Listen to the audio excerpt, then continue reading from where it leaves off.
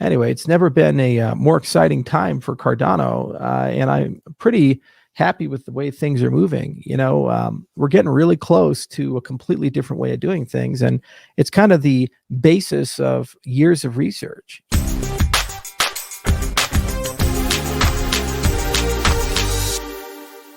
So, as many of you know, there's a huge amount of work right now going on behind the scenes about building the scaffolding for a members-based organization that basically serves as kind of the hub and spoke that aggregates the community. It kind of determines the will of the community. It comes up with strategies to help them get there, and then it encourages people to execute them.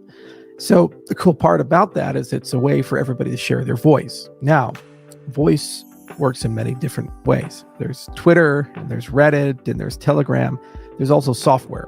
And if we're going to get to a healthy ecosystem, we need to get to a point where we have a polyglot ecosystem, which effectively means that there are multiple clients running concurrently with completely different dev teams, different philosophies, different languages, and frankly, different USPs. So there's this issue of, well, what is the canonical client of Cardano? And it's a very similar question to what is the canonical client of wallet of Cardano? And the answer should be none. Instead, what the answer should be that we agree on standards, and those standards have a robust testing framework, and then we have two types of clients and wallets, certified and uncertified. But if DC Spark put out a Project Catalyst proposal for $8 million USD to build another Cardano node implementation of Rust and open source, how would you vote? And a lot of people said, yeah, that's interesting. Yeah, I'll upvote it. It's a fair question. And so this is something actually we've been thinking about for a long time, and we started here. So this is a legacy project from the European Union. It's called Privilege, and we actually received money to work alongside Guard Time, IBM Research, University of Tartu, TV, University of Salerno, University of Edinburgh, and here's us, input-output. And our contribution to that was this idea right here, updatable blockchains from Nikos and Michele and Agalos and Dionysus.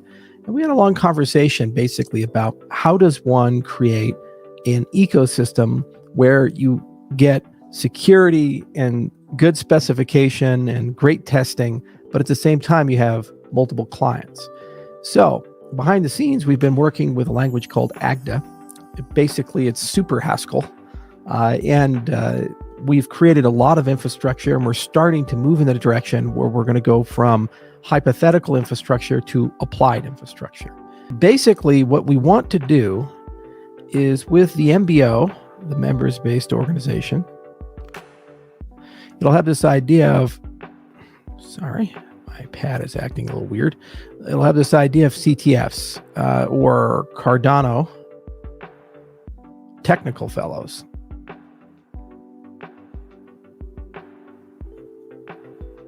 Something like that. And basically, these are people that kind of work on the core, and they come from the community. So they're members of community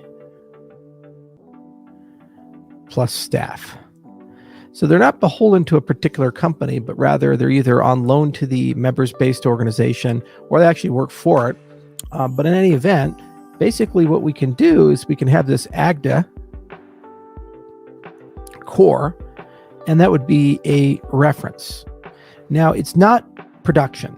Okay, so that's not its point. Does not equal production. So production is what you guys have right now with Daedalus, and to ensure that your client is very fast.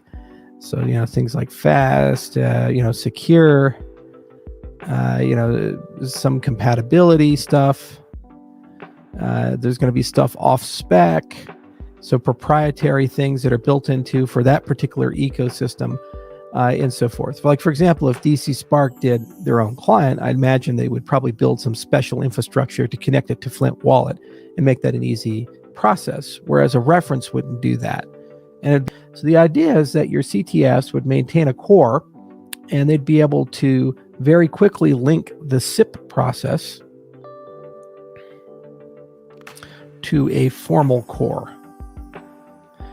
And then what happens is, as the end of the SIP funnel, as you go through all the stages of the SIPs. So SIPs are again Cardano improvement proposals. At the end of the funnel, you get to a point where you say, hey, let's spec it. Because this would be a formal spec with an ADA core, what you can actually do is something called code extraction.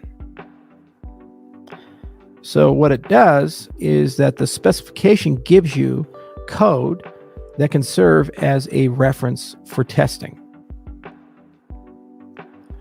So we're still kind of putting these pieces together, and then we'll do a big formal presentation. But the basic idea is that you have your ADA core, then you have your reference extracted code,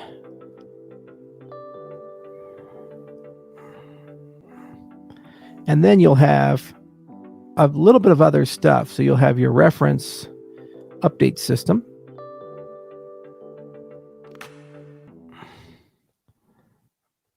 Okay. And then you'll have your wallet certs. And then you'll finally have your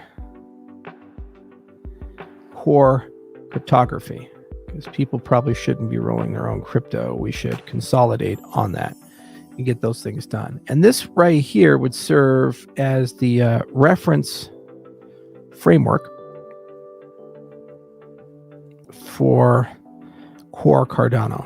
Then you could take the Haskell client and say, hey, it's no longer canonical.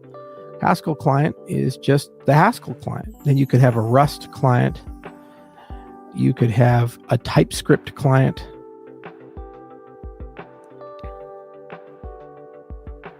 Et cetera, et cetera. And then there's just this question of, are they certified or not? So you could have, some be certified, and then you can have others not be.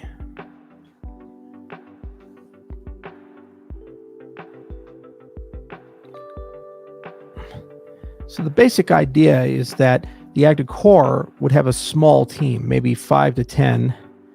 And as I said, a combination of CTFs who are basically working straight for the MBO, and then contributed developers like people from IO, people from DC Spark.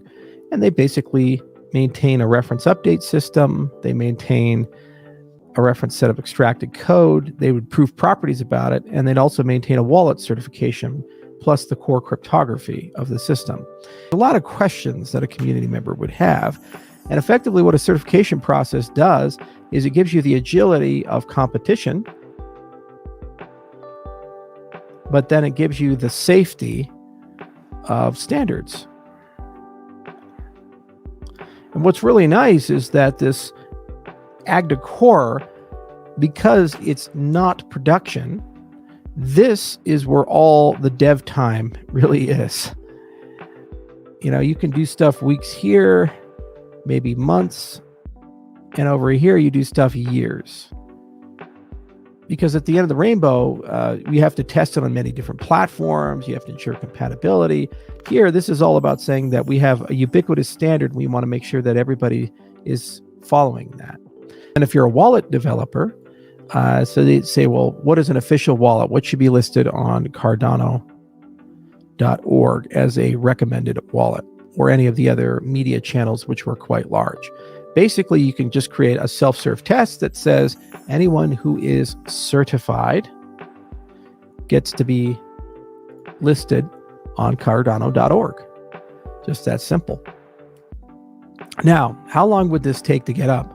Well, we're working real hard to get that MBO stood up, and then try to get as much membership as possible and have the community serve on all the boards. And then there'll be cool voting things and everything. And there's a ton of governance stuff that's underway. So Voltaire's under heavy, heavy development. In parallel, we've been beefing up our formal methods group and really setting these things going. And there's a lot of excitement at IO right now about this idea.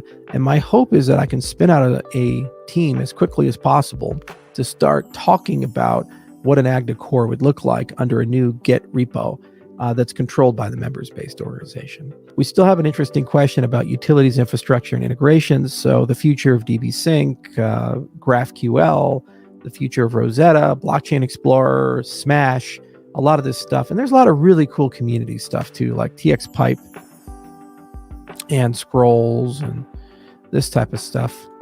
And I think that they deserve are a fair consideration. So it would be nice if we had a notion of two types of technical fellows. So you have some that work on utilities, infrastructure, and integration, and some that work on core, and then had some idea of a projects and programs group that would commit resources to a lot of this community stuff. And then Catalyst can also fund that pool. And there can also be in-kind contributions from companies in the Cardano ecosystem where they contribute CTFs to work on it. We certainly will. I hope that helps everybody. Just to summarize, I hope it wasn't too complex. But the basic idea is that you kind of want a blueprint, and then that blueprint gives you some acceptance criteria, and then you'd have multiple opinions. And those opinions are the clients. Now, who should build the blueprint? Well, that should be built and made canonical by the community.